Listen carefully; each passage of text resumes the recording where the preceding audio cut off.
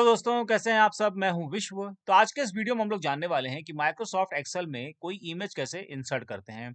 बहुत ही आसान से स्टेप्स में समझेंगे। वीडियो बहुत ही छोटा सा है।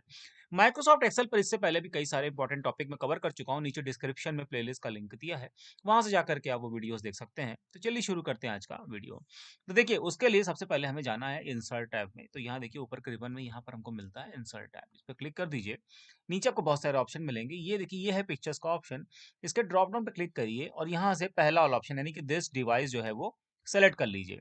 तो जैसे ही आप दिस डिवाइस पे क्लिक करेंगे कुछ ऐसा विंडो ओपन होगा। अब हमें अपनी इमेज जो है कंप्यूटर से सेलेक्ट करनी है। तो हम डेस्कटॉप पर चलते हैं और यहाँ से अपनी एक इमेज सेलेक्ट कर लेते हैं। तो ये में देखिए हमने यहाँ पर सेलेक्ट कर लिया।